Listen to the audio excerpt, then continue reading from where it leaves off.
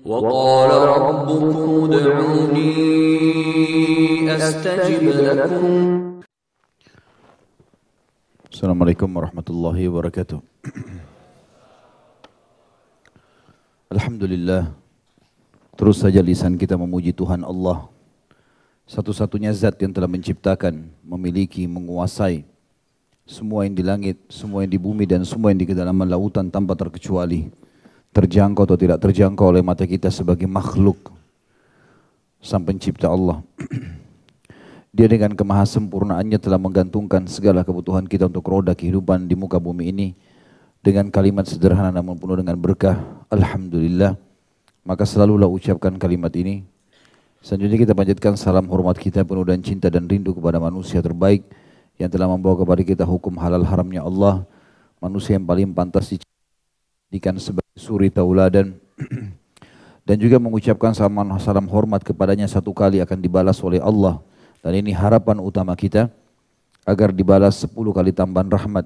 Kalau seandainya Allah membalik mengatakan bahwasanya siapa yang mengucapkan 10 kali salam hormat mendapatkan 1 rahmat, maka sudah cukup.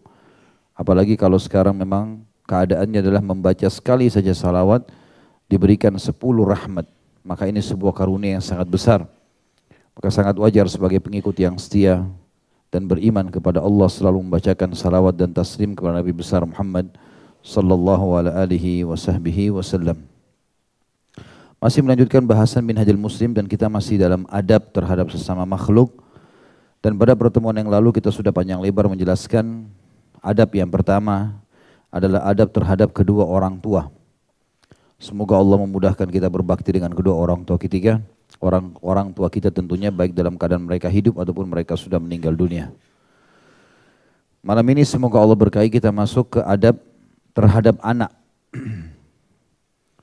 Jadi Allah bila mengaruniakan kepada salah seorang di antara kita anak, teman-teman sekalian, anak itu punya hak. Dan semua anak, kalau antum masih memiliki anak yang belum balik, maka ketahuilah antum sedang diamanahkan ahli surga. Kalau mau lihat ahli surga, lihat anak-anak yang belum balik. Mereka begitu meninggal dalam Islam, pasti masuk surga, ahli surga semuanya. Dan banyak dalil berhubungan dengan masalah itu. Di antaranya pada saat Nabi SAW mi'raj ke langit dan bertemu dengan Ibrahim AS di langit ke-7, maka Nabi SAW melihat di sekitar Ibrahim banyak sekali anak-anak kecil. Dan beliau bertanya kepada Jibril AS, siapa itu? Maka kata Jibril, itu anak-anak muslim yang meninggal sebelum balik. Mereka dibawa naungan Ibrahim AS secara langsung ruhnya. Allahu alam kegiatannya apa, tapi yang jelas mereka sudah pasti masuk ke dalam surga.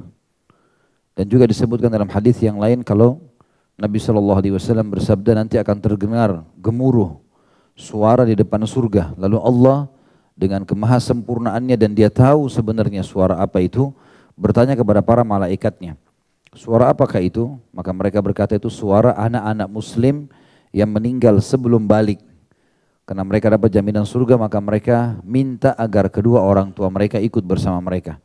Maka Allah pun dengan kemahasempurnaannya berfirman, masukkanlah orang tua mereka bersama mereka. Maka itu jaminan. Dan juga Nabi SAW dalam hadis yang sahih pernah meramas baju seorang sahabat dengan keras. Sampai akhirnya sahabat ini kaget dan kata Nabi SAW, demi zat yang jiwaku dalam genggamannya, seseorang di antara kalian bila memiliki anak yang meninggal sebelum balik, kecuali pasti dia akan memegang pada hari kiamat badan orang tuanya sebagaimana saya meramas bajumu sekarang sampai Allah memasukkan mereka semua ke dalam surga. Dan juga sabda Nabi SAW dalam hadis Bukhari kepada para wanita pada saat mengkhususkan ceramah untuk mereka di Madinah, para sahabiat ridwanullahi alaihinna, maka Nabi SAW mengatakan tidak ada seorang pun dari kalian yang meninggal anaknya sebelum balik, ya, jumlahnya 3 kecuali dijamin baginya surga. Maka seorang wanita mengatakan, ya Rasulullah bagaimana dengan 2? Kata Nabi SAW, 2 pun iya. Dan perawi hadis dari seorang sahabat Nabi yang ikut mendengarkan pada saat itu berkata, dan saya yakin kalau seandainya ada seorang ibu lagi bertanya bagaimana dengan 1, maka Nabi SAW akan mengatakan 1 pun akan menjadi penyebab orang tuanya masuk ke dalam surga. Tentu jaminan-jaminan yang didapatkan bagi orang tua seperti ini dan siapa saja muslim yang dapat jaminan surga akan didapatkan kalau tidak ada pembatal keimanan dan keislaman yang dia lakukan. Jadi misalnya ada orang mengejar fadilah mendapatkan istana di surga atau masuk surga misalnya. Siapa yang membaca Qul Huwallahu Ahad 10 kali dalam sehari, Allah akan bangunkan baginya istana di surga. Siapa yang menjaga 12 rakaat sehari semalam, Allah akan bangunkan istana di surga. Siapa yang membangun rumah Allah, masjid di muka bumi, Masya Allah termasuk kayak masjid kita lagi dibangun sekarang, sebesar cakar burung saja, sarang burung saja, maka akan dibangun baginya istana di surga. Tapi ternyata orang ini setelah dia kerjakan semua itu, mungkin di akhir hidupnya dia murtad. Dia batalkan keislamannya, maka hilang semua keutamaan tersebut. Termasuk juga sama orang tua yang meninggal dalam keadaan kufur atau dia membatalkan keimanannya, maka tidak akan mendapatkan pertolongan anak-anak mereka yang meninggal sebelum balik. Termasuk orang-orang tua kafir, karena anak-anak orang kafir sebagaimana dijelaskan oleh sebagian besar ulama, mereka masih dalam keadaan fitrah. Allah Subhanahu wa taala akan menguji mereka. Di hari kiamat nanti dibangkitkan lalu Allah uji. Kalau orang-orang tuanya mereka kafir, kalau mereka masih dalam fitrah mengenal Tuhannya, maka masuk ke dalam surga. Kalau mereka sudah terusakkan, yang meyakini Allah punya anak atau apa saja, sudah keluar dari fitrahnya, maka mereka akan ikut bersama orang tua mereka ke dalam api neraka. Teman-teman sekalian, anak sebuah karunia yang luar biasa. Berapa banyak orang tidak diberikan anak dan mereka berusaha maksimal membayar sekian banyak harta. Ya. Ada di antara ikhwah kita, semoga Allah mudahkan dia memiliki anak, sampai luar biasa berusaha sana sini membayar sekian banyak, tapi Allah belum takdirkan. Oleh karena itu teman-teman sekalian, bagi yang Allah mudahkan bisa memiliki anak, jangan ditunda dan jangan sengaja tidak menginginkan anak itu. Sampai ulama membahas tentang masalah program KB, bagi yang mau mengikuti ini pun boleh dibolehkan asal dia niatnya ingin mengatur keturunan, bukan membatasi keturunan. Nah, ini dilarang. Kalau membatasi keturunan hukumnya haram dalam Islam, kecuali ada udzur-udzur syar'i.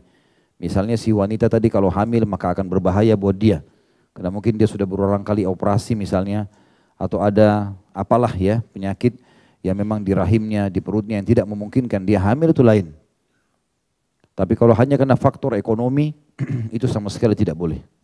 Karena Allah berfirman dalam Al-Quran, A'udzubillahi minasyaitonirrajim, wa la taqtulu auladakum khasyata imlaq. Nahu narzukukum wa iyyahum. Dalam ayat yang dikatakan nahu narzukuhum wa iyyakum. Janganlah kalian membunuh anak kalian, masuk dalamnya adalah aborsi, sengaja menggugurkan. Sebagian ulama mengatakan termasuk orang yang sengaja tidak mau punya anak lagi, disterilkan misalnya rahimnya tanpa sebab, hanya karena tidak mau punya anak, hanya karena tidak mau urus, hanya karena tidak mau menyusui, dengan alasan nanti tubuhnya berubah atau apalah alasan-alasan duniawi ini. Allah mengatakan jangan pernah kalian membunuh anak kalian atau menggugurkannya atau menggagalkannya, karena kami yang memberi rezeki kepada kalian dan kepada mereka. Kita enggak lain teman-teman sekalian, laki-laki di sini cuma melemparkan spermanya, menumpahkan. Perempuan hanya bisa menerima, dan dengan kuasa Allah, bukan kuasa mereka berdua. Nanti kalau Allah izinkan bertemu sperma sama seluruh, jadilah manusia itu. Kalau tidak, maka tidak. Bahkan kita tidak punya andil dengan sehelai rambut anak kita, kita tidak bisa mengukir alisnya. Lahir begitulah dia. Hanya Allah sang pencipta yang menjadikan ada variabel hukum antara kita dengan mereka. Kalau enggak, kita tidak punya hak sama sekali. Maka teman-teman sekalian harus digarisbawahi masalah ini. Tapi kalau mengatur keturunan dibolehkan. Sebagaimana beberapa sahabat menukil dalam hadis yang sahih, kalau kami pernah berazal di zaman Nabi SAW, azal artinya mengeluarkan sperma di luar rahim. Ya, di zaman Nabi SAW artinya kami menunda keturunan, ya, sengaja membuat agar istri tidak hamil di masa subur, sementara wahyu sedang turun. Dan Nabi SAW tidak larang masalah itu, tapi dengan niat mengatur keturunan. Seperti misalnya memang ada masa menyusui, fase menyusui seorang ibu 2 tahun, gitu kan? Maka ini mungkin jedah di mana si ibu menyusui anaknya, baru kemudian dia memiliki anak lagi. Persepsi yang salah dari banyak muslimah, mereka menganggap dengan hamil malah menyusahkan hidupnya, malah nanti merubah postur tubuhnya, malah membuat dia kelihatan tua. Ini semua tidak benar. Justru sebaliknya, penelitian dan fakta lapangan berbeda. Kalau wanita yang sering melahirkan justru sehat, ya, justru sehat. Dan itu banyak sekali kita lihat, sebenarnya pernah saya kasih contoh masalah ini, orang-orang tua kita di kampung-kampung di Indonesia banyak sekali yang punya anak Masya Allah sampai 10 orang, sekian banyak ya. Ya itu mereka sehat-sehat, matanya masih sehat, tubuhnya sehat. Jadi tidak ada hubungannya sama sekali antara hamil dan melahirkan, justru dengan hal-hal yang sering disebarkan gitu. Tidak benar. Seperti saya lihat pernah sepintas cuplikan tentang masalah program KB ini, di mana diberikan gambaran akan macet, akan padat, akan susah mengurus warga negara. Ini keliru ini. Ya. Cina sekarang berapa warganya? Bekerja semuanya orang-orang. Rusia, ada Amerika, ada India, banyak negara yang lebih banyak jumlahnya daripada kita. Gitu kan. Dan memang tidak ada. Kita kalau jalan perjalanan darat dari Jakarta, lewati Jawa Barat, Jawa Tengah, Jawa Timur, banyak sekali kiri kanan lahan yang kosong. Kalau yang ditunjuk memang Jakarta Pusat, ya, atau sekitar Jakarta memang yang padat mungkin. Tidak mungkin lagi ditambah penduduk, mungkin itu masih masuk akal. Tapi kalau seluruh Indonesia lingkupnya nggak mungkin ini. Ya. Jadi kalau Allah berikan karunia maka terimalah. Dan banyak sekali seperti misalnya sabda Nabi SAW, tazawwajul waludul walud fa inni mukatsirun bikum yaumal qiyamah. Menikahlah dengan wanita yang penyayang dan subur. Karena aku akan bangga dengan jumlah umatku pada hari kiamat. Ya. Selain mereka adalah penolong buat kita kalau mereka meninggal sebelum balik, juga wanita pada saat hamil itu mengalami atau mendapatkan pahala seperti jihad bagi laki-laki. Dan si laki-laki tentunya juga pada saat anaknya lahir dia mendapatkan nisbat nama, akan membawa nama dia seterusnya. Gitu kan? Dan tidak boleh penghapusan nama dari si ayah. Seperti kita tahu Aisyah radhiyallahu anha tetap bernama Aisyah binti Abi Bakar, Hafsah binti Umar, Sofia binti Huyai. Ya, tetap menisbatkan nama pada orang tua mereka walaupun Nabi SAW manusia terbaik. Berarti di sini penisbatan nama didapatkan dari seorang laki-laki. Juga pahala pada saat dia memberikan makanan, minuman kepada istrinya yang sedang hamil. Dia membiayai pendidikan anaknya, ini semua pahala. Jadi kalau kita memang dikaruniai oleh Allah SWT, alhamdulillah itu karunia yang sangat baik. Dan dianjurkan tentunya bagi muslim dan muslimah walaupun belum berumah tangga, mereka sudah harus berdoa kepada Allah SWT agar dikaruniakan keturunan pada saat menikah nanti. Sehingga Allah Subhanahu wa taala mengangkat hal-hal yang menghalangi itu. Dan jangan lupa ikutkan permintaan doa itu dengan anak yang saleh. Anak yang saleh dan salihah itu yang paling penting, bagaimana Allah mengaruniakan kita anak yang berbakti nanti. Dan di antara doa disebutkan dalam Al-Quran, A'udzubillahi minasyaitonirrajim, Rabbi auzi'ni an ashkura ni'mataka allati an'amta 'alayya wa 'ala walidayya wa na'mala salihan tardahu wa aslih li fi dzurriyyati inni tubtu ilaika wa innani minal muslimin. Ya Allah, mudahkanlah aku agar selalu bersyukur kepadamu atas nikmat yang kau limpahkan kepadaku dan kepada kedua orang tuaku, dan aku selalu beramal saleh sesuai dengan yang kau inginkan, dan perbaikilah keturunanku. Kata para ulama, kalau dia masih bujang atau gadis, dia minta agar Allah mudahkan pada saat menikah nanti punya anak, dan sudah diperbaiki sebelum memang sperma ditumpahkan bertemu dengan sel telur. Dan ulama-ulama pendidikan mengatakan termasuk hak pertama anak adalah doa sebelum menikah dan memilih pasangan yang cocok. Calon ayah bagi si anak, pemilik sperma yang baik, dan juga calon ibu, pemilik sel telur yang baik. Karena salah menikah ini akan salah semua ke depan. Kapan seseorang di antara kita laki-laki menikah dengan sembarangan wanita, begitu dia teteskan spermanya, lalu hamillah perempuan tersebut, bagaimanapun keadaannya, maka dia adalah ibu anak-anak kita. Kalau dia baik, alhamdulillah. Kalau dia buruk, gimana? Maka jangan salah langkah ini. Begitu pula dengan wanita.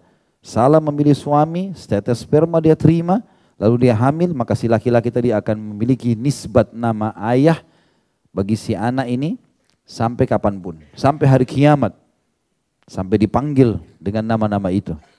Maka jangan hanya terpengaruh secara fisik saja teman-teman sekalian, tapi pengaruh harus dalam masalah agama, karena perlu sekali berhubungan dengan masalah pendidikan ini.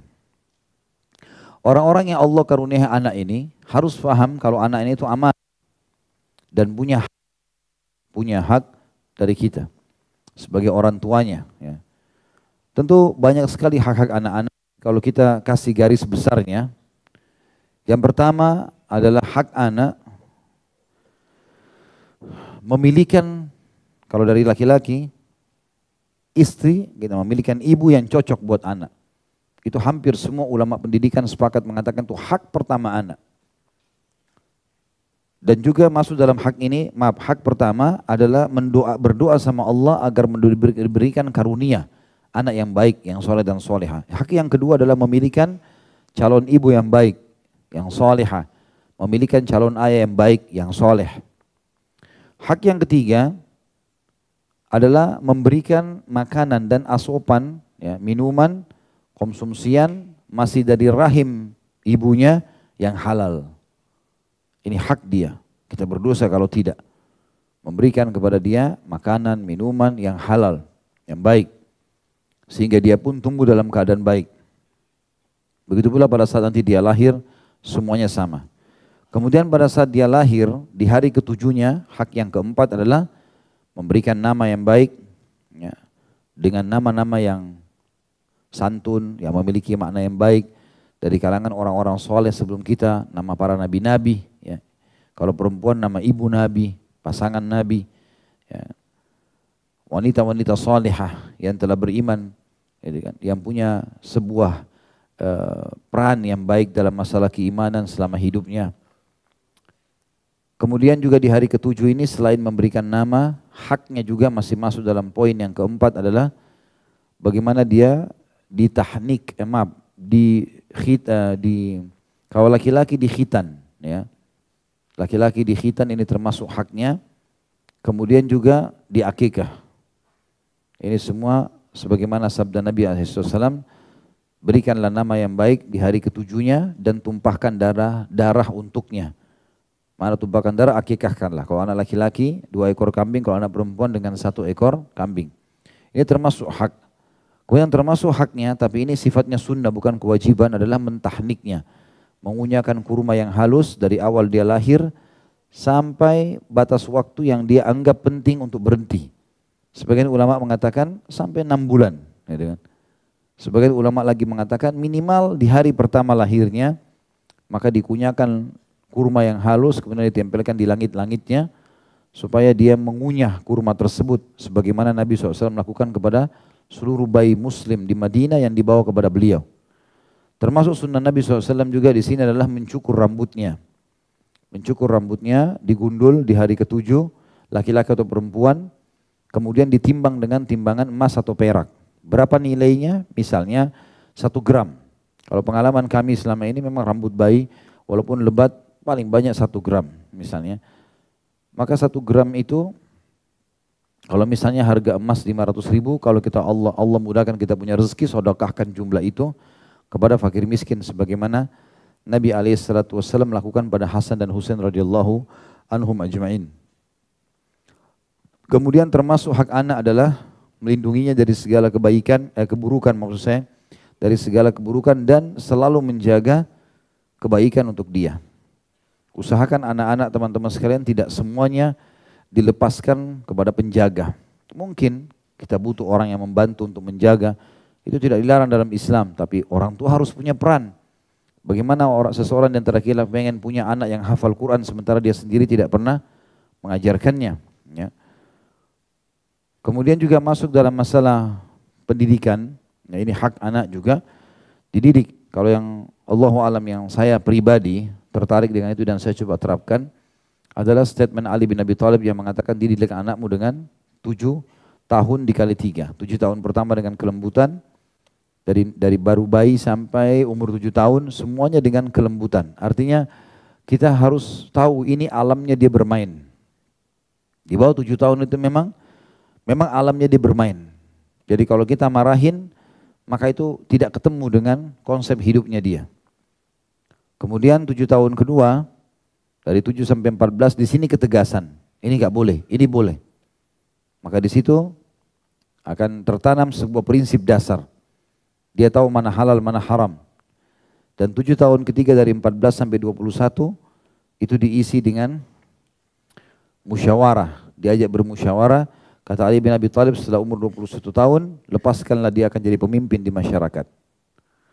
Nabi SAW juga termasuk kalau anak-anak yang baru bisa bicara, beliau sering anak bayi dulu, beliau sering juga mengelus rambut anak bayi, tadi belum saya sebutkan, sambil ditahnik dan diberikan nama.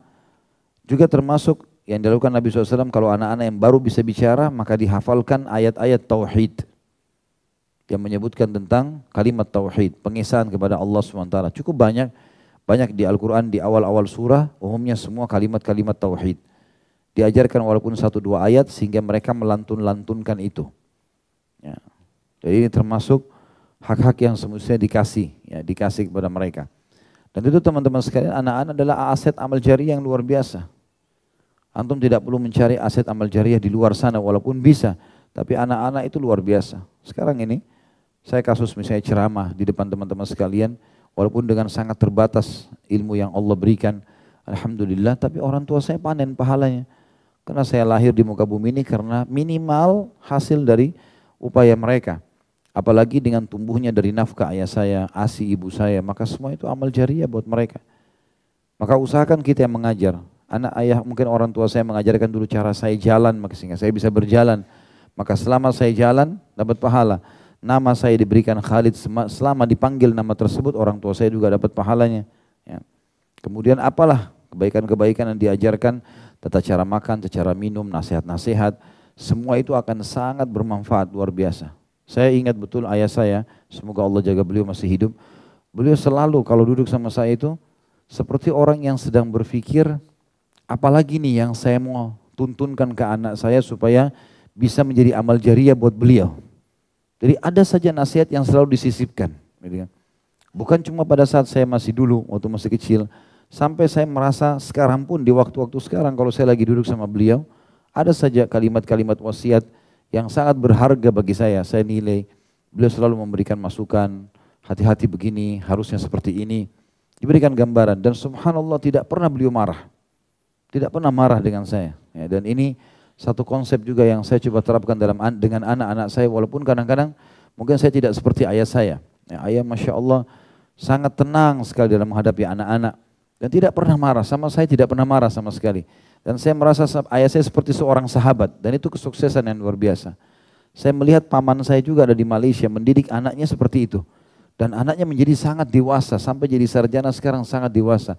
Dia merasa ayahnya selain ayah, orang yang dia harus bakti, juga dia merasa ini sahabatnya, jadi semua permasalahan diceritakan. Dan sekarang terbalik, ayah saya menjadikan saya sebagai sahabat beliau. Beliau sering berbicara, sering menyampaikan permasalahannya, saya juga bantu pecahkan. Dan saya pun seringkali kalau ada masalah saya berbicara sama beliau. Dan ini satu konteks batin yang sangat baik sekali. Ya. Dan harusnya kita didik ini. Banyak orang teman-teman sekalian begitu jadi ayah otoriter. Yang dia tahu marah, yang dia tahu pukul. Yang dia tahu adalah saya seorang ayah, kamu harus patuh walaupun salah gitu kan. Ini nggak boleh nih. Bukan aib meminta maaf sama adik kepada anak kita kalau kita salah. Ini hal mendasar yang harus juga di garis bawah. Itu tentu globalnya ya, mukaddimah yang saya sampaikan. Tapi seperti biasa kita akan bacakan apa yang ditulis oleh Syekh Abu Bakar rahimahullah. Beliau mengatakan B dari adab sesama makhluk, adab terhadap anak. Seorang muslim mengakui bahwa anak mempunyai hak terhadap orang tuanya yang harus dipenuhi. Di samping adab-adab yang harus dilaksanakannya. Saya ulangi lagi, seorang muslim mengakui bahwa anak mempunyai hak. Allah yang kasih itu, berarti kewajiban kita sebagai orang tua. Terhadap orang tuanya yang harus dipenuhi di samping adab-adab yang harus dilaksanakannya. Yaitu berupa memilihkan ibu yang baik, memberi nama yang baik. Ini semua konsep dasar. Saya sudah kasih contoh tadi, salah peletakan sperma ini salah semua. Sampai kata Nabi SAW, takhayyaru linutafikum. Pilih baik-baik tempat kalian menanam benih kalian. Gak boleh salah ini. Salah sedikit, salah semua ini ke depan. Kemudian memberi nama yang baik, sudah pernah kita jelaskan teman-teman, cari nama-nama yang baik dan satu saja, satu nama. Kita tahu nabi-nabi, Nabi Adam, Hud, Saleh, Shu'aib, Yunus, Muhammad, Yusuf, Isa, satu nama. Kalau Muhammad, Yusuf, Harun, tiga-tiga nabi. Siapa yang antum mau panggil ini? Gitu kan? Jadi satu nabi. Dan ini memang begitu, kita tahu sahabat nabi, ya, Umar, Uthman, Ali, Talha, Zubair, satu nama. Kecuali penisbatan penghambaan kepada Allah, misalnya Abdullah, itu lain. Hamba Allah gitu kan, Abdurrahman itu baru dua.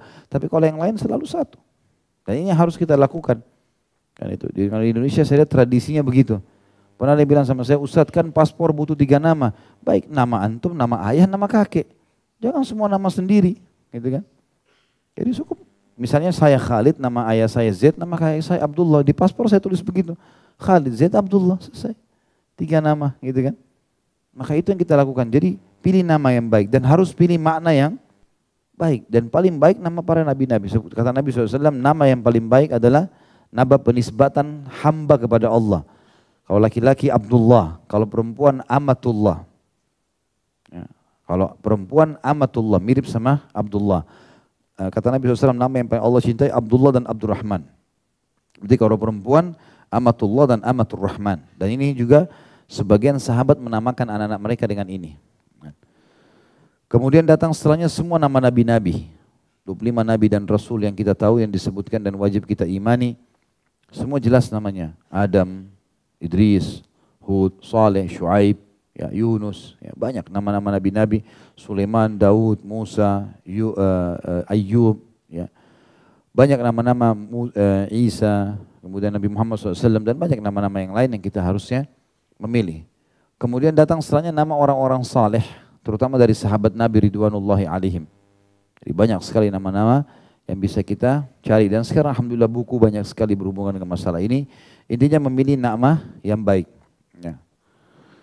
Kemudian menyembelihkan akikah atas namanya pada hari ke-7 sejak kelahirannya. Ini termasuk haknya dia. Menyembelihkan 2 ekor kambing, dan kalau laki-laki dan 1 ekor kambing perempuan. Kalau domba 6 bulan, kalau kambing bisa 1 tahun. Dan ini mirip dengan Idul Adha. Dan saya harap sebentar teman-teman tidak usah lagi ada yang bertanya, Ustadz mana saya dahulukan akikah atau kurban. Ya. Bolak-balik bertanya itu. Ya sudah, lakukan dua-duanya. Kalau betul-betul bertepatan anak antum lahir di hari ke-7-nya itu Idul Adha, bertepatan antum akikah antum lakukan. Kalau tidak punya duit kecuali beli kambing untuk 1 ekor misalnya, akikah kan anak. Karena akikah wajib. Sementara kurban sunnah. Ya, gitu. Tapi kalau tidak bertemu maka lakukan dua-duanya. Gitu kan. Akhirnya sunnah Nabi SAW yang harusnya dijaga.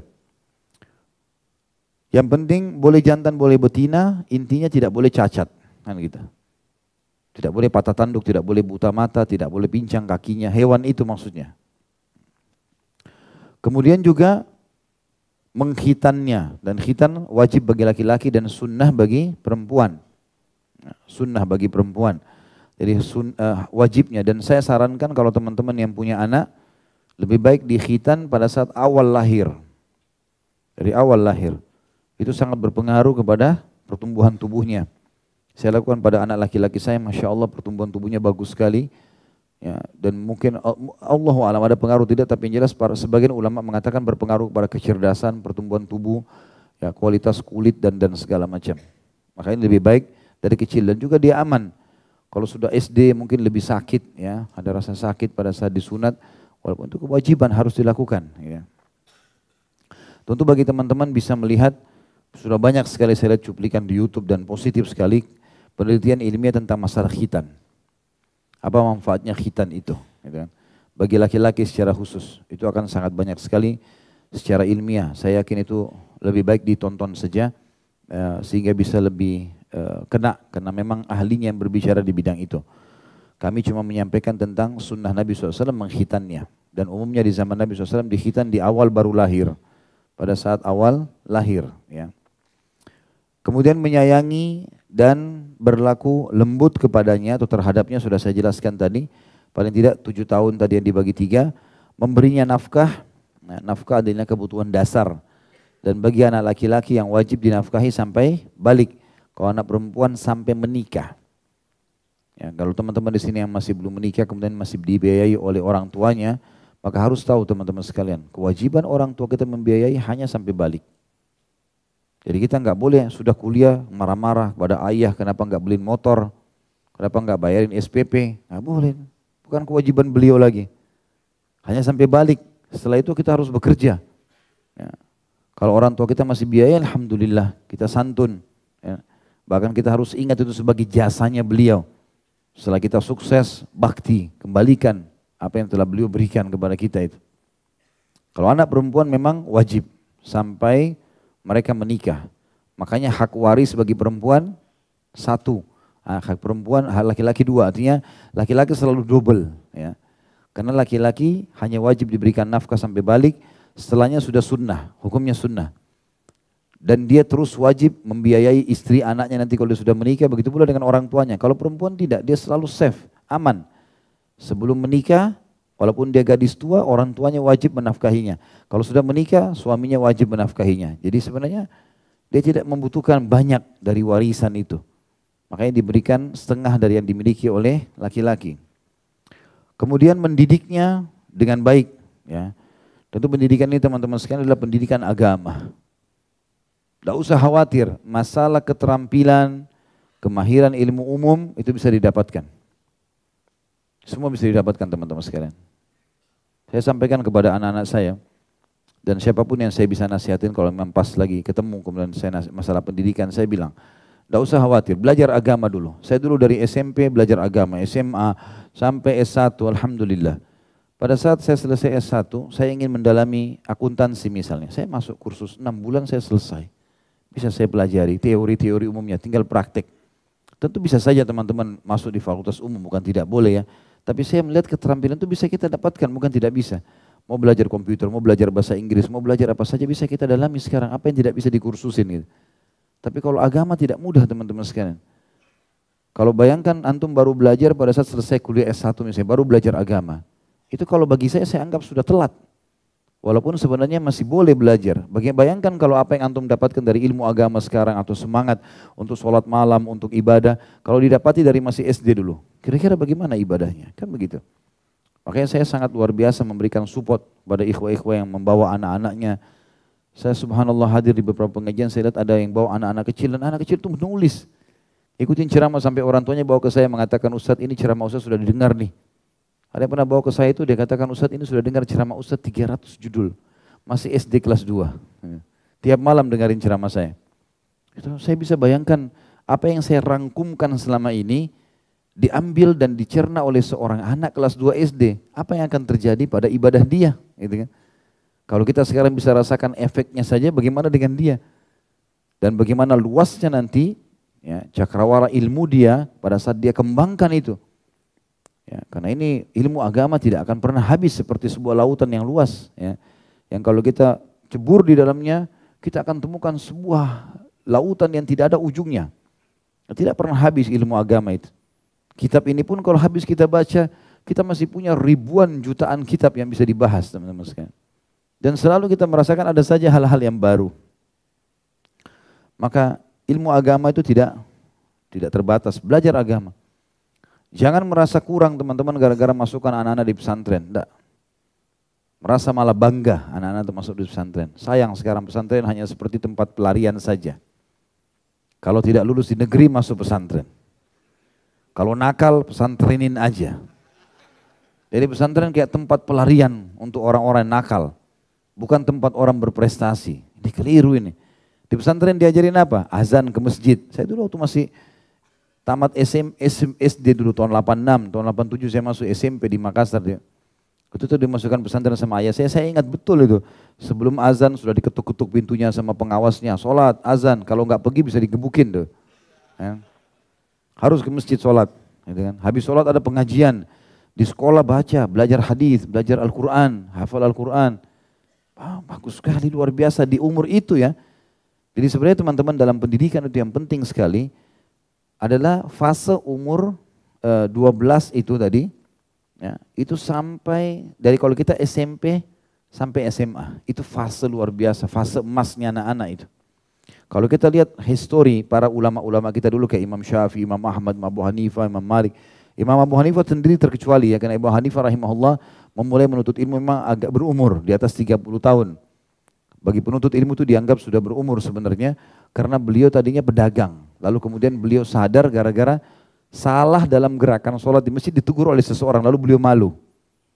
Beliau menceritakan tentang sebabnya beliau belajar agama. Mulailah beliau hafal Quran, mulai segala macam sampai menjadi ulama besar. Tapi Imam Syafi'i, Imam Ahmad, ya, Imam Malik ini hafal Quran di umur 6 tahun. Sudah hafal 30 juz. Ya. Mereka mulai hafal hadis-hadis sampai luar biasa. Nah di fase ini teman-teman sekalian yang kita sayangkan di Indonesia, Sering digambarkan di umur SMP, SMA ini kalau kita bicara tanda kutip di medsos saja ya. Tentu mudah-mudahan di sekolah-sekolah, di lembaga pendidikan mudah-mudahan guru-gurunya masih bisa mengontrol. Tapi di medsos kadang-kadang kita lihat di umur ini dianggap saatnya mencoba. Walaupun itu tidak baik. Mulailah mencoba merokok, mulai mencoba pacaran, mulai mencoba hal-hal yang haram dalam agama. Padahal sebenarnya dia tidak sadar di fase umur ini teman-teman sekali kena ini bisa dibawa sampai tua. Sekali merokok di sini ngerokok terus itu susah tinggalinnya. Bisa ditinggalkan dengan keimanan yang sangat kuat. Makanya ini kalau rusak di sini rusak ke depannya. Fase pesantren itu bagus sekali. Fase di mana di umur itu dia digenjot untuk bisa ke agama, ke masjid.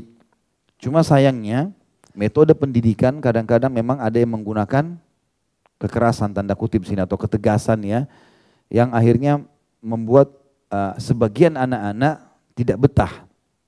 Mereka akhirnya lebih suka pulang bersebelahan sama orang tua, atau orang tua memang dasarnya tidak memberikan dukungan. Dia cuma tahu materi, anaknya mengeluh sedikit lalu kemudian dikeluarkan. Ini keliru, mestinya dibiarkan. Ya. Tentu juga kita mencari pesantren yang berkualitas baik. Dan mudah-mudahan saja seluruh pesantren kita di Indonesia tanpa terkecuali tentunya, mudah-mudahan semuanya kembali kepada ilmu agama yang benar, Al-Quran dan Sunnah, dan juga semuanya meningkatkan kualitas pendidikannya sehingga memang bisa membangun umat Islam Indonesia dalam kondisi yang lebih baik dari yang sebelumnya tentunya. Ya. Karena saya melihat terus terang pesantren-pesantren ini sama masjid-masjid kita di Indonesia luar biasa kayanya. Ini panel-panel listrik yang kalau ditinggal dipencet ini nyala semua nih. Mungkin Indonesia bisa memimpin dunia kali. Gitu kan. Tapi karena kita banyak yang redup lampunya. Ya. Pesantren banyak, gitu kan. Masjid banyak, tapi banyak yang lampunya redup. Ya. Dan ini sayang, mesti dinyalain. Artinya kata kualitasnya harusnya sangat bagus. Saya bisa hitung secara global saja teman-teman. Bayangkan kalau sekian ribu pesantren di Indonesia setiap tahun mencetak kader ulama, ya, ratusan ribuan orang, bagaimana keadaan perbaikan di masyarakat kita sana? Orang kalau dekat dengan agama pasti baik. Karena agama selalu suruh baik kan. Bakti sama orang tua, baik sama tetangga, bersedekah, apalah segala macam. Dan kita dilarang berbuat buruk. Maka tentu ini akan sangat baik sekali. Pendidikan penting sekali teman-teman dalam masalah agama. Maka kata beliau mendidiknya dengan baik, memperhatikan pendidikannya dan pengajarannya serta menanamkan ajaran-ajaran Islam. Dan melatihnya untuk melaksanakan kewajiban-kewajiban dan sunnah-sunnah serta membimbingnya sampai dinikahkan apabila telah dewasa. Kemudian menawarkan pilihan untuk tetap dalam pemeliharaannya atau mandiri dan membangun kemuliaannya dengan usahanya sendiri. Hal ini semua berdasarkan dalil-dalil dari Alkitab dan As-Sunnah berikut ini. Yang pertama adalah firman Allah Subhanahu wa taala tentang hak anak dalam surah Al-Baqarah ayat 233 yang bunyinya a'udzubillahi minasyaitonirrajim wal walidatu yurdi'na auladahunna haulaini kamilain liman arada an yutimma ar-radha'ah wa 'alal mauludi lahu rizquhunna wa kiswatuhunna bil ma'ruf. Al-ayah. Para ibu hendaklah menyusui anak-anaknya selama 2 tahun penuh. Ini adalah menyusui yang maksimal. Ya. Pada saat Allah mudahkan memang air susunya ada melimpah, Masya Allah maka dia susui selama 2 tahun. Yaitu bagi yang ingin menyempurnakan penyusuan. Artinya kalau memang tidak ada air susunya, gitu kan, maka tidak ada masalah kalau tidak bisa diganti dengan kalau sekarang ada susu formula. Dan kewajiban ayah memberi makan dan pakaian kepada para ibu dengan cara yang ma'ruf. Jadi pada saat dia hamil, diberikan makanan, minuman yang cukup, pakaian yang cukup, kemudian juga pada saat melahirkan. Jadi ini ayat jelas berbicara tentang masalah hak anak. Juga firman Allah dalam surah At-Tahrim ayat 6. A'udzubillahi minasyaitonirrajim, masalah pendidikan. Ya ayyuhalladzina amanu qu anfusakum wa ahlikum naran waquduhan nas wal hijaratu 'alaiha malaikatun giladun shidad. 'Alaiha malaikatun giladun shidadun la ya'sunallaha ma amarahum wa yaf'aluna ma yu'marun. Hai orang beriman, perihalalah dirimu dan keluargamu dari api neraka yang bahan bakarnya adalah manusia dan batu. Penjaganya malaikat-malaikat yang kasar, yang keras, yang tidak mendurhakai Allah terhadap apa yang diperintahkannya kepada mereka dan selalu mengerjakan apa yang diperintahkan atau dititahkan. Artinya Kita disuruh selamatkan diri kita dan keluarga kita dari api neraka. Keluarga, istri dan anak. Bagaimana caranya? Dengan pendidikan agama. Karena hanya agama yang bisa menyelamatkan. Dalam ayat ini terkandung perintah untuk memelihara keluarga dari ancaman api neraka, yaitu dengan mentaati Allah yang Maha Tinggi. Mentaati Allah yang Maha Tinggi menuntut pengetahuan tentang apa-apa yang diwajibkan Allah untuk ditaati. Dan ini tidak datang begitu saja tanpa dipelajari. Karena anak termasuk keluarga, maka ayat ini menunjukkan kewajiban orang tua untuk mengajari anaknya, mendidik, membimbing, dan menuntunnya kepada kebaikan serta mentaati Allah dan Rasulnya, dan menjauhkannya dari kekufuran, kemaksiatan, hal-hal yang merusak dan buruk. Dan yang demikian itu semua bisa melindunginya dari ancaman api neraka. Sebagaimana disebutkan dalam ayat tadi Al-Baqarah 233, A'udzubillahi minasyaitonirrajim, wal walidatu yurdi'na auladahun. Para ibu hendaklah menyusui anak-anak mereka. Hal ini menunjukkan kewajiban orang tua memberikan nafkah kepada anak. Karena ibu menyusui butuh makanan, butuh minum, jadi ada nafkah di situ. Bagi ayah juga memberikan makanan suplai yang cukup. Karena wajibnya memberikan nafkah kepada ibu yang menyusui itu disebabkan karena dia menyusui anak. Dan Allah subhanahu wa ta'ala telah berfirman dalam surah Isra ayat 31. A'udzubillahi minasyaitonirrajim. Wala taqtulu auladakum khasyata imlaq. Jangan pernah kalian membunuh anak-anak kalian karena takut kemiskinan. Lanjutan ayat tadi sudah saya jelaskan. Nahnu narzukukum wa iyyahum. Kami yang memberikan rezeki kepada kalian dan kepada mereka. Jadi ini semua ayat jelas berbicara masalah anak. Yang kedua, sabda Nabi SAW ketika beliau ditanya tentang dosa yang paling besar. Beliau menyebutkan di dalam hadis riwayat Bukhari nomor 4477 dan Imam Muslim nomor 86. Antaj'ala lillahi niddan wa huwa khalaqak wa an taqtula waladaka khasyata an yat'ama ma'ak wa an tuzaniya halilata jarik. Engkau mempersekutukan Allah, ini induk dosa besar. Engkau mempersekutukan Allah dengan sesuatu padahal dialah yang telah menciptakanmu. Perhatikan setelah syirik ini yang dilarang, Allah bilang, dan engkau membunuh anakmu karena takut ikut makan bersamamu. Oh, saya kalau punya anak lagi nanti mau makan dari mana? Itu haknya Allah. Allah titipin, pasti ada juga titipannya. Ya. Makanya prinsip yang mengatakan banyak anak banyak rezeki itu sebenarnya masuk akal. Gitu kan? Karena memang anak-anak itu begitu lahir memang punya hak sendiri. Allah datangkan rezekinya. Tidak usah khawatir masalah itu. Dan yang ketiga, engkau berzina dengan istri tetanggamu, tentunya ini larangan dan ini di bab zina dibahas oleh para ulama. Zina bertingkat-tingkat, tingkat yang paling berat adalah berzina dengan mahram. Jadi zinanya ibu sama anak, atau ayah sama anak, atau saudara sama saudarinya, atau menikahi mantan istri ayah, atau menikah dengan mantan suami ibu. Ya, itu semua mahram, nggak boleh, haram.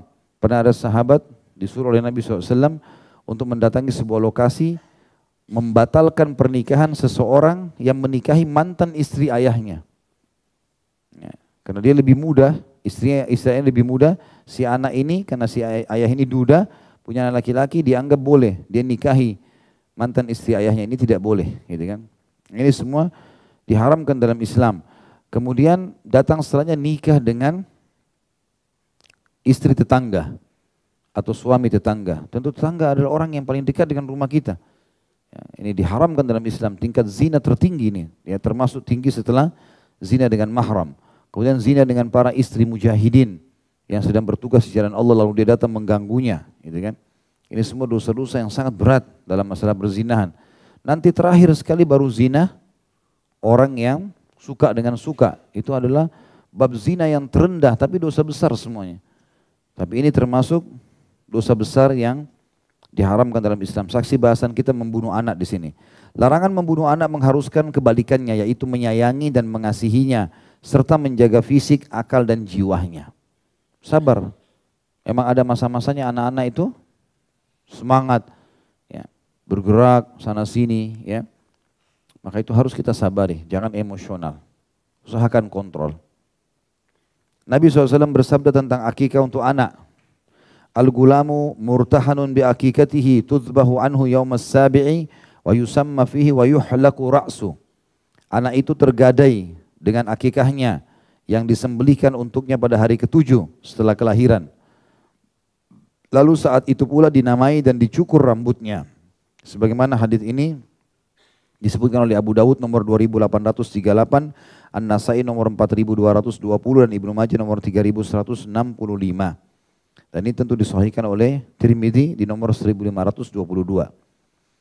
Jadi di sini anak-anak tergadai, dari sini ulama mengatakan bagi orang yang mampu di hari ketujuh alhamdulillah, tidak mampu maka dia berusaha untuk mengakikahkan anaknya kapan dia mampu. Karena dia seperti tergadai ya, jiwanya sampai diakikahkan.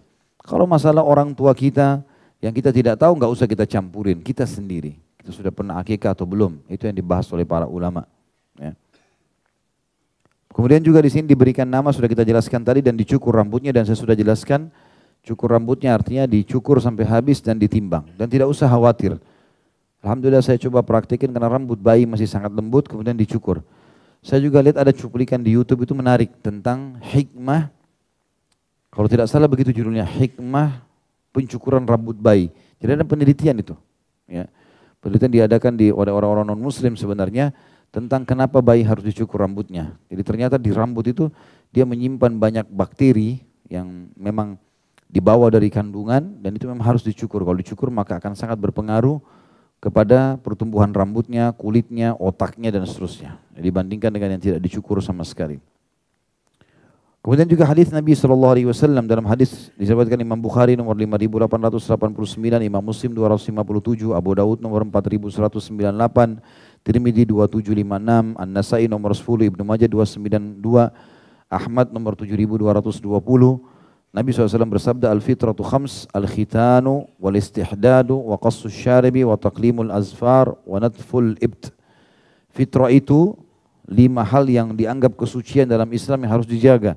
Yang pertama sekali khitan, dan khitan adalah memotong bagian kulit kepala zakar laki-laki. Dan bagi perempuan itu ada cara sendiri, mereka membersihkan di daerah kemaluan, dan kata Nabi SAW, janganlah kalian mengangkatnya, maksudnya di daerah kemaluan perempuan sehingga mengganggu hubungannya dengan suaminya, artinya bisa hilang syahwatnya. Maka tentu saudari-saudari kita bidan dan teman-teman medis ini jauh lebih paham tentang masalah bagaimana prosesinya. Kemudian istihdad, mencukur bulu kemaluan, ini tentu bukan bahasan kita sekarang, tapi yang menjadi saksi bahasan yang pertama, masalah khitan, hak anak. Masalah mencukur kemaluan ini sunnah Nabi SAW, begitu tumbuh dicukur habis. Nah ini termasuk sunnah Nabi SAW karena daerah ini lembab. Maka biasanya bisa menyimpan banyak bakteri kalau dibiarkan walaupun kita membersihkannya dengan sabun. Gitu kan? Sunnah Nabi SAW untuk membersihkannya. Memotong kumis, ini khilaf di antara ulama apakah dipotong habis, dicukur. Sebagaimana Ibnu Umar radhiyallahu anhu seringkali mencukur sampai terlihat putih tempat kumisnya radhiyallahu anhu. Kadang-kadang ada juga riwayat yang menjelaskan kalau disunnahkan oleh Nabi SAW untuk mencukur ya, sampai garis bibirnya terlihat. Dan Umar bin Khattab juga pernah disebutkan dalam riwayat memiliki kumis yang membiarkan kumisnya dan mencukurnya. Bahkan kumis Umar kadang-kadang diputar oleh dia di ujungnya pada saat Umar lagi marah radhiyallahu anhu. Kemudian memotong kuku, ini menandakan memang kuku harus dipotong. Begitu panjang, dan kuku yang disuruh potong adalah kuku yang berbeda warna dengan kuku asli. Subhanallah, selalu kalau kuku kita lebih, maka dia berbeda warna. Dan juga kalau dipotong tidak sakit, itu kata ulama. Kemudian mencabut bulu ketiak. Nah, dan ini tentu boleh dengan mencukurnya, tapi makna mencabut ulama bahas. Bulu ketiak agak berbeda sedikit. Kalau kita biasa mencabutnya, maka membiasakan mencabut ini membuat nanti yang tumbuh setelahnya lebih lunak. Maka dia akan selalu mudah untuk dicabut. Dan ini juga daerah lembab. Dia tumbuh bulu karena dia lembab. Dan ini kalau dibiarkan akan bisa menampung bakteri dan akhirnya membuat bau-bau badan yang kurang nyaman. Ya. Juga dalam hadis lain yang menyebutkan tentang adanya hak anak adalah hadis riwayat Ibnu Majah nomor 3671. Walaupun hadis ini masih diperselisihkan oleh para ulama tentang kesahihannya, tapi sebagian mereka berpegang. Dalam hadis ini kata Nabi SAW, akrimu auladakum wa ahsinu adabahum fa inna auladakum hadiyatun ilaikum. Muliakanlah anak-anak kalian dan baguskanlah adab mereka karena anak-anak kalian itu adalah hadiah bagi kalian. Juga sabda Nabi SAW tentang harusnya adil di antara anak-anak disebutkan di dalam hadis riwayat Baihaqi dan Tabarain dan dihasankan oleh Al-Hafidh Ibnu Hajar. Sabda Nabi SAW, sawu baina auladikum fil atiyah, falau kuntum mufaddilan ahadan lafaddaltun nisa. Samaratakanlah dalam pemberian terhadap anak-anak kalian. Di sini maksudnya adalah pemberian semasa hidup, bukan warisan. Pemberian. Jadi kita kalau memberikan misalnya anak perempuan ini mobil misalnya atau motor, maka kita berikan kepada yang lain juga sama. Ya. Ini harus adil. Kalaupun kita tidak bisa, kita cuma bisa beli satu, kita mengatakan ini motor ayah, ini mobil ayah, ini mobil ibu, ini motor ibu. Nanti dipakai rame-rame, maka itu boleh. Tapi tidak boleh dikhususkan kepada satu orang yang lain tidak dikasih, harus adil. Dalam warisan baru laki-laki dapat double dari apa yang didapatkan oleh anak perempuan. Tapi dalam pemberian harus sama. Dan kata Nabi SAW, sama ratalah dalam pemberian terhadap anak-anak kalian. Seandainya aku boleh mengutamakan seseorang, tentu akan aku utamakan wanita. Jadi ini teman-teman sekalian, kalau yang saya pribadi lakukan, maka saya menulis ya data anak-anak, nama-nama mereka, kemudian saya tulis pengeluaran. Kalau pengeluaran pokok, dasarnya pengeluaran pokok, maka tentu saja pengeluaran pokok ini tidak bisa disamakan. Kayak misalnya SPP sekolah, akan beda antara anak SMP sama anak SD misalnya. Atau anak yang baru lahir, mereka masih belum sekolah, tidak ada SPP, maka ini kebutuhan dasar yang tidak bisa disamakan.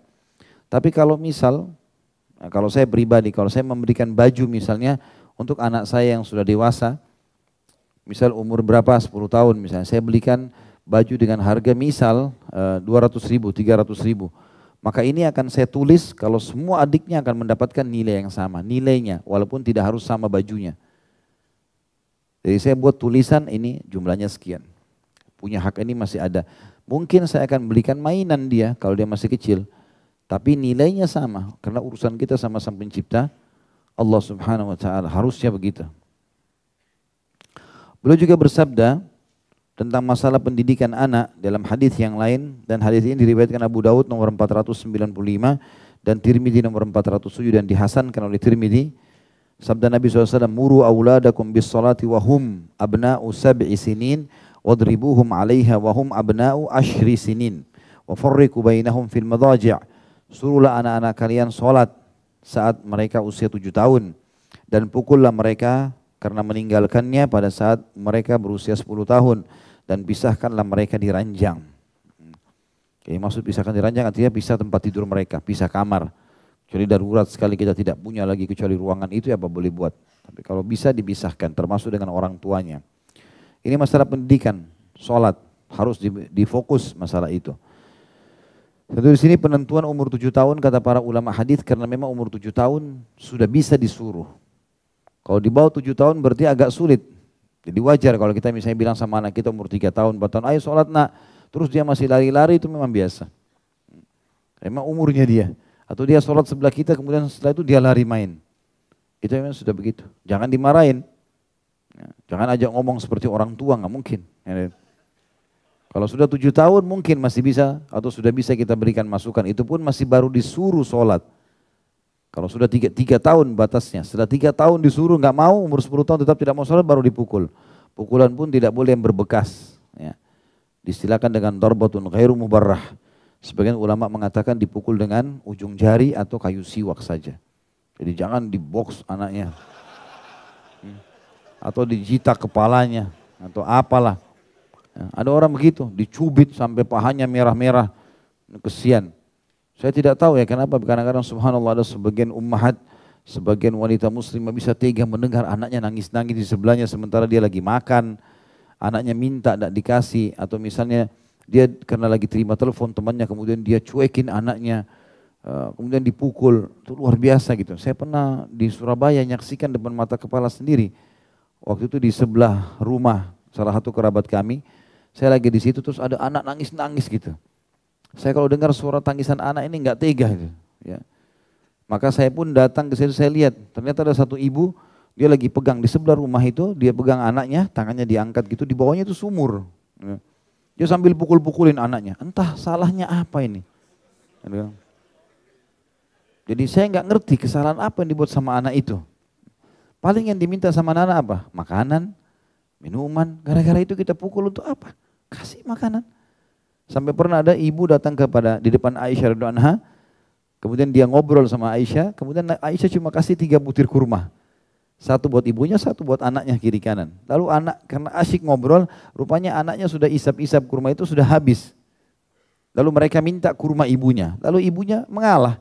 Dibagi dua kurma itu dikasih ke anaknya dua-dua.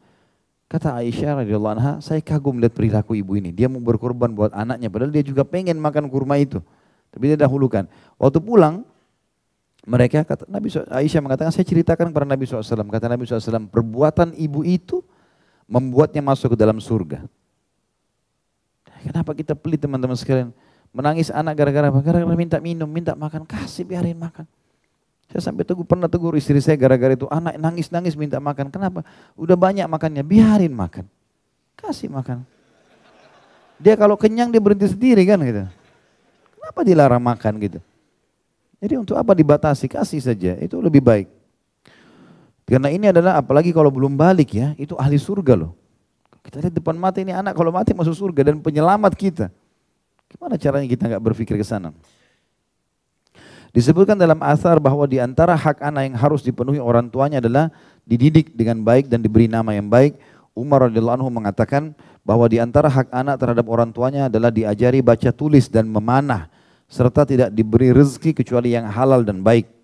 Diriwayatkan pula dari Umar radhiyallahu anhu bahwa ia mengatakan nikahilah wanita yang salihah karena unsur keturunan itu berpengaruh. Seorang Arab Badui atau pedalaman atau Arab pedalaman telah berbuat baik kepada anaknya dengan memilihkan ibu yang baik bagi mereka. Lalu ia melantunkan syair, wa awwalu ihsani ilaikum takhayyuri lima jidatil a'raqi badin afafuha. Kebaikan pertamaku untuk kalian wahai anak-anakku ialah pemilihanku pada wanita atau seorang ibu yang baik nasabnya dan tampak kesuciannya. Jadi memang ini semua rangkuman daripada hak-hak anak. Allahu a'lam. Semoga bermanfaat tentunya. Kalau ada benar dari Allah, kalau salah dari saya mohon dimaafkan. Kita berdoa kepada Sang Pencipta Allah, semoga majelis kita diberkahi olehnya dan dijadikan sebagai tambahan amal kita pada hari kiamat. Semoga seluruh amal yang pernah kita kerjakan sampai menjelang ajal datang nanti diterima dengan kemahamurahannya, dan semoga seluruh dosa yang pernah kita kerjakan tanpa terkecuali sebesar sampai sekecil apapun, dosa tersebut semua diganti dengan kemahamurahan Allah menjadi pahala. Tidak pernah lupa kita doakan negara kita Indonesia agar menjadi negara yang aman, tentram, damai. Seluruh rezekinya dibukakan oleh Allah dan seluruh utangnya dilunasi dengan kemahamurahannya. Dan juga semoga seluruh umat Islam berada di bawah naungan ukhuwah Islamiyah dan diangkat perselisihan di antara mereka dan dalam ibadah mereka kembali kepada Al-Quran dan Sunnah. Dan semoga semua yang fasik mendapatkan hidayah kembali kepada iman dan ilmu syar'i yang benar. Dan semoga orang-orang kafir juga diberikan hidayah untuk Islam. Dan semoga seluruh wilayah Indonesia dipimpin oleh pemimpin muslim yang adil, yang kembali kepada Al-Quran dan Sunnah, sehingga mereka lepas dari tanggung jawab pada hari kiamat. Dan semoga Indonesia menjadi contoh bagi negara-negara yang lain. Selalu kita doakan saudara kita di Palestina, di Syria, di Yaman, di Irak, di Myanmar, di Ahsa. Dan ini yang kami bisa lakukan, wahai Tuhan kami Allah. Kami mendoakan mereka agar Engkau mengikhlaskan niat mereka, terima para syuhada mereka, muliakan Islam di tangan mereka dan tangan kami semuanya, dan partisipasikan kami bersama mereka di pahala baik dengan doa, dengan harta juga dengan jiwa kami. Dan satukanlah kami ya Allah dengan kemahamurahan-Mu di surga Firdaus-Mu tanpa hisab, sebagaimana Kau satukan kami di majlis ilmu yang mulia ini. Tentu kalau ada benar dari Allah, sekali lagi kalau ada salah dari saya mohon dimaafkan. Subhanakallahumma bihamdika, asyhadu an la ilaha illa anta astaghfiruka wa atubu ilaik. Wassalamualaikum warahmatullahi wabarakatuh.